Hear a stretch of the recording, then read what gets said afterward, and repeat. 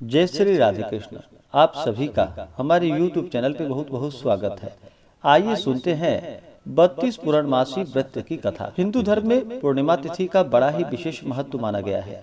पूर्णिमा तिथि के दिन गंगा स्नान करना, दान पुण्यों का कार्य करना, भगवान विष्णु का पूजन करना, भगवान शिव का पूजन करना, इन सबों का बड़ा ही विशेष महत्व माना गया है। और पूर्णिमा तिथि के दिन जो कि व्रत भी किया जाता है, इस दिन विशेषकर स्त्रियां जो कि सुख समृद्धि की प्राप्ति हेतु पुत्र पौत्र की प्राप्ति के लिए पूर्णिमा का व्रत धारण करती हैं। पूर्णिमा तिथि के दिन जहां तक हो सके इस दिन गंगा नदी में स्नान करना चाहिए, भगवान विष्णु भगवान शिव का पूजन करना चाहिए, पीपल का पूजन करना चाहिए, चंद्र देवता को अर्घ्य प्रदान करनी चाहिए, मंदिरों में तीर्थों आदि जगहों पर दीप आदि का दान करना चाहिए। पूर्णिमा तिथि के दिन जो भी व्रत धारण करते हो उन्हें शुद्ध और सात्विकता का पालन करना चाहिए। व्रत के दौरान किसी के ऊपर क्रोध नहीं करनी चाहिए, अपने मन में किसी के प्रति ईर्ष्या या द्वेष का भाव नहीं लाना चाहिए, ब्रह्मचर्य का पालन करना चाहिए।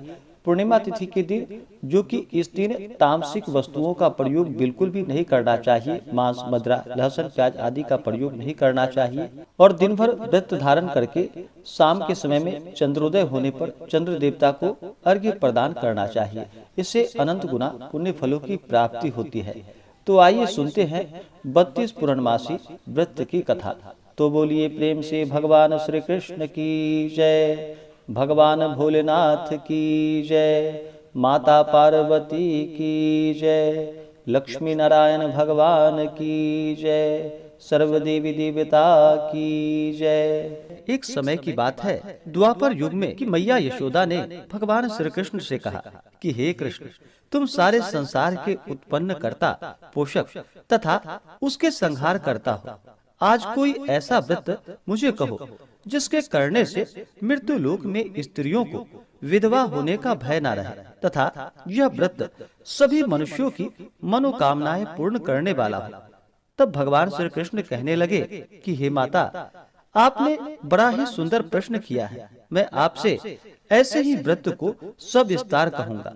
सौभाग्य की प्राप्ति के लिए स्त्रियों को 32 पूर्णमासियों का व्रत करना चाहिए।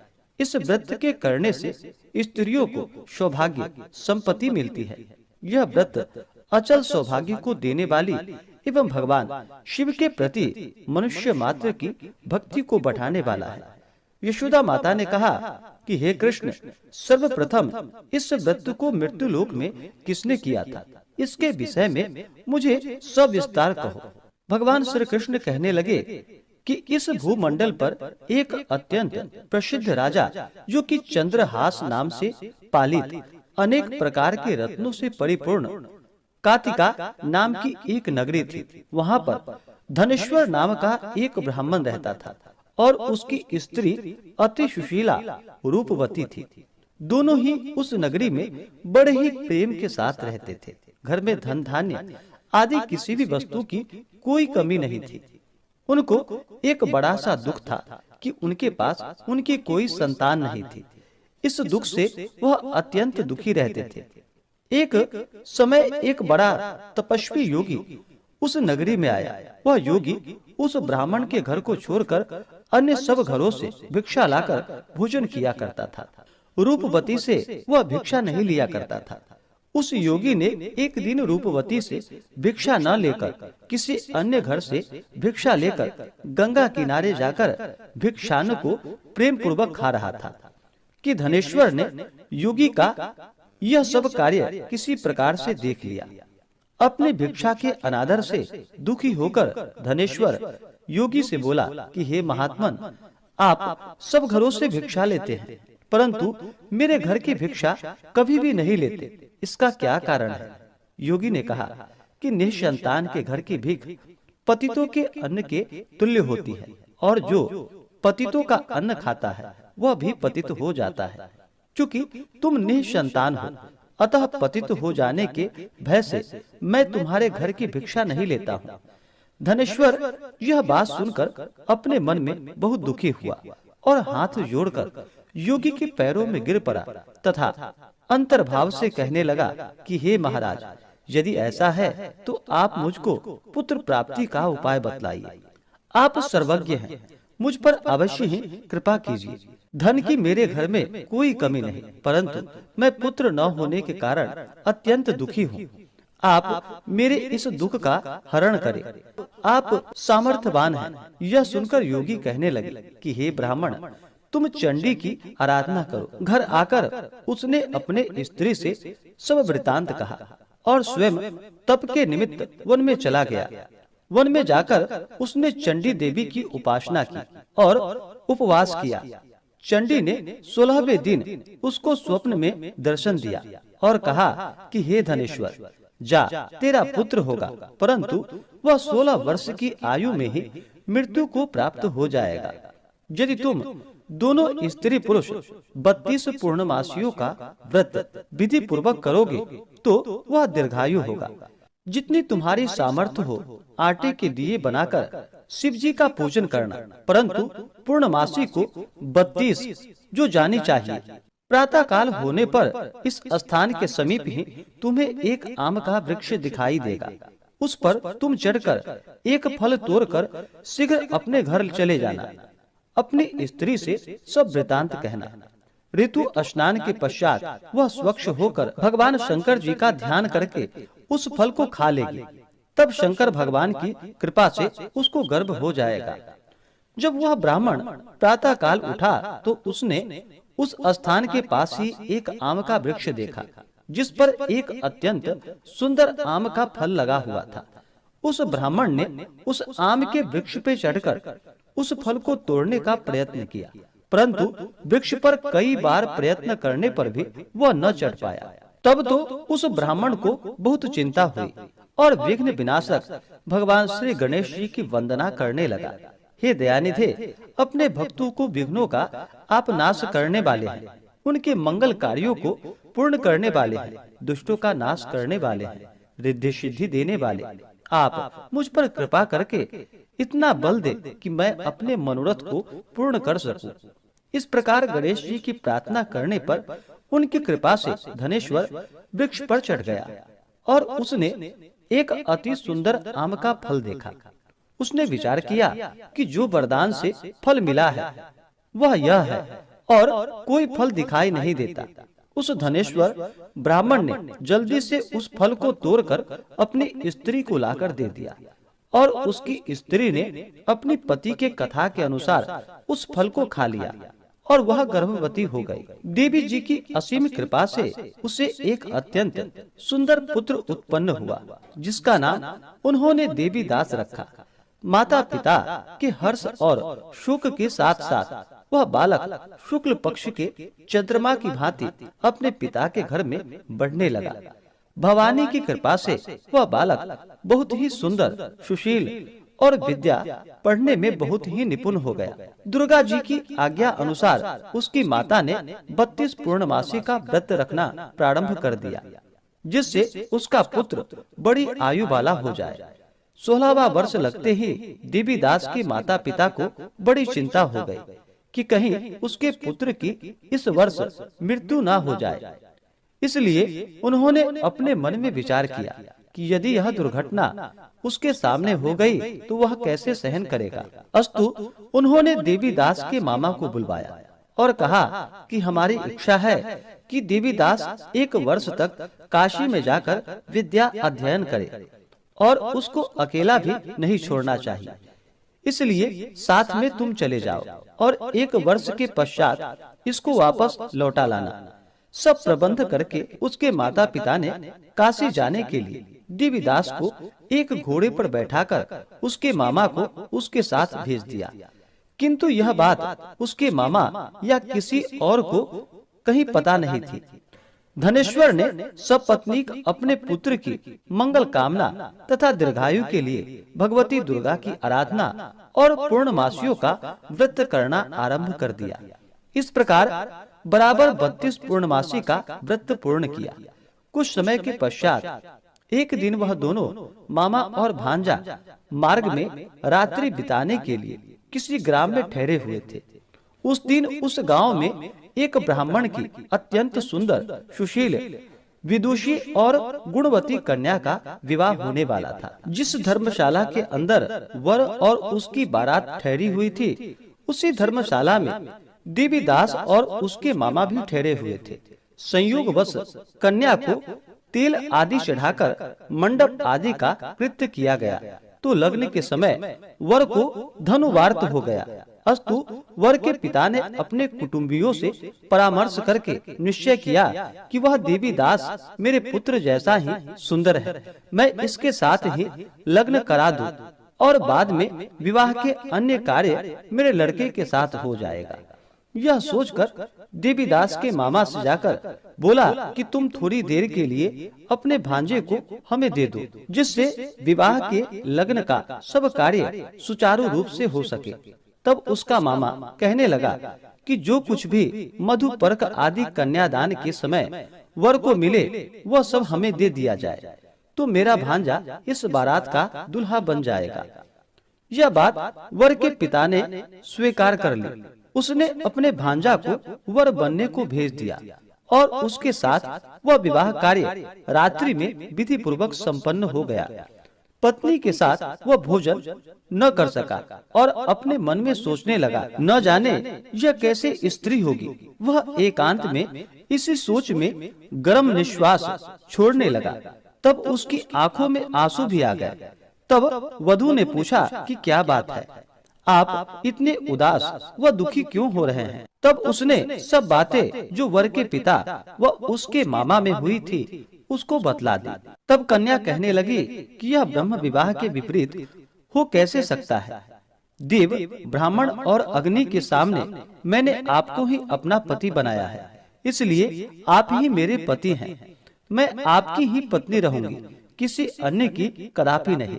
तब देवीदास ने कहा कि ऐसा मत करिए, क्योंकि मेरी आयु बहुत थोड़ी है। मेरे पश्चात आपकी क्या गति होगी, इस बातों को अच्छी तरह विचार लो। परंतु वह दृढ़ विचार वाली थी। बोली कि जो आपकी गति होगी वही मेरी गति होगी। हे स्वामी, आप उठिए और भोजन करिए, आप निश्चय ही भूखे होंगे। इसके बाद देवीदास और उसकी पत्नी दोनों ने भोजन किया तथा शेष रात्रि वे सोते रहे। प्रातः काल देवीदास ने अपने पत्नी को 3 नगों से जड़ी हुई एक अंगूठी दी, एक रुमाल दिया और बोला कि हे प्रिय, इसे ले लो और संकेत समझकर स्थिर चित्त हो जाओ। मेरा मरण और जीवन जानने के लिए एक पुष्प वाटिका बना लो, उसमें सुगंधी वाले एक नव मल्लिका लगा लो, उसको प्रतिदिन जल से सींचा करो और आनंद के साथ खेलो कूदो तथा उत्सव मनाओ। जिस समय और जिस दिन मेरा प्राणांत होगा ये फूल सूख जाएंगे और जब ये फिर हरे हो जाएं, तो जान लेना कि मैं जीवित हूँ। यह बात निश्चय करके समझ लेना, इसमें कोई संशय नहीं। यह समझाकर वह चला गया। प्रातः काल होते ही वहाँ पर गाजे बाजे बजने लगे और जिस समय विवाह के कार्य समाप्त करने के लिए वर तथा सब बाराती मंडप में आए, तो कन्या ने वर को भली प्रकार से देखकर अपने पिता से कहा कि यह मेरा पति नहीं है, मेरा पति वही है जिसके साथ रात्रि में मेरा पानी ग्रहण हुआ था। इसके साथ मेरा विवाह नहीं हुआ। यदि यह वही है तो बताए कि मैंने इसको क्या दिया। मधुपर्क और कन्यादान के समय जो मैंने भूषण आदि दिए थे उन्हें दिखाए तथा रात में मैंने क्या गुप्त बातें कही थी वह सुनाए। पिता ने उसके कथानुसार वर को बुलवाया। कन्या की यह बातें सुनकर वह कहने लगा कि मैं कुछ नहीं जानता। इसके पश्चात लज्जित होकर वह अपना सा मुंह लेकर वहाँ से चला गया और सारी बारात भी अपमानित होकर वहाँ से लौट गई। भगवान श्री कृष्ण बोले कि हे माता, इस प्रकार देवीदास काशी विद्या अध्ययन के लिए चला गया। जब कुछ समय बीत गया तो काल से प्रेरित होकर एक सर्प रात्रि के समय उसको डसने के लिए वहाँ पर आया। उस विषधर के प्रभाव से उसके शयन का स्थान चारों ओर से विष की ज्वाला से विषैली हो गई, परंतु वृत्रराज के प्रभाव से उसको काट नहीं पाया, क्योंकि पहले ही उसकी माता ने 32 पूर्णमासी का व्रत कर रखा था। इसके बाद मध्याह्न के समय स्वयं काल वहाँ पर आया और उसके शरीर से उसके प्राणों को निकालने का प्रयत्न करने लगा। जिससे वह मूर्छित होकर पृथ्वी पर गिर पड़ा। भगवान की कृपा से उसी समय पार्वती जी के साथ भगवान शंकर जी वहां से आ गए। उसको मूर्छित दशा में देखकर माता पार्वती जी ने भगवान शंकर से प्रार्थना की कि हे प्रभु, इस बालक की माता ने पहले 32 पूर्णमासी का व्रत किया था, जिसके प्रभाव से हे भगवान आप इसको प्राण दान दे। भवानी के कहने पर भक्त वत्सल भगवान श्री शिव जी ने उसको प्राण दान दे दिया। इस व्रत के प्रभाव से काल को पीछे हटना पड़ा और देवीदास स्वस्थ होकर बैठ गया। उधर उसकी स्त्री उसके काल की प्रतीक्षा किया करती थी। जब उसने देखा कि उस पुष्प वाटिका में पत्र पुष्प कुछ भी नहीं रहे, तो उसको अत्यंत आश्चर्य हुआ और जब वह वैसे ही हरी भरी हो गई तो वह जान गई कि वह जीवित हो गए हैं। यह देखकर बहुत प्रसन्न मन से अपने पिता से कहने लगी कि पिताजी, मेरे पति जीवित हैं, आप उनको ढूंढिए। जब 16वां वर्ष व्यतीत हो गया तो देवीदास भी अपने मामा के साथ काशी से चल दिया। इधर उसे उसके ससुर उसको ढूंढने के लिए अपने घर से जाने वाले थे। वह दोनों मामा भांजा वहां पर उसी समय आ गए। उनको आया देखकर उसका ससुर बड़ा ही प्रसन्नता के साथ अपने घर में उसे ले गया। उस समय नगर के निवासी भी वहां पर इकट्ठे हो गए और सबने निश्चय किया कि अवश्य ही इस बालक के साथ इस कन्या का विवाह हुआ था। उस बालक को जब कन्या ने देखा तो वह पहचान ली और कहा कि यह तो वही है जो संकेत करके गए थे। तदुपरांत सभी कहने लगे कि भला हुआ जो यह आ गया, और सब नगरवासी ने आनंद मनाया। कुछ दिन के बाद देवीदास अपनी पत्नी और मामा के साथ अपने ससुर के घर से बहुत सा उपहार आदि लेकर अपने घर के लिए प्रस्थान किया।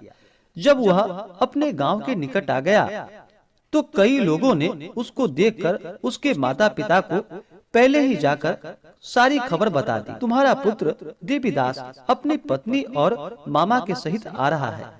ऐसा समाचार सुनकर पहले तो उन्हें विश्वास ही नहीं हुआ, किंतु जब और लोगों ने भी आकर उनकी बात का समर्थन किया तो उनको बड़ा आश्चर्य हुआ।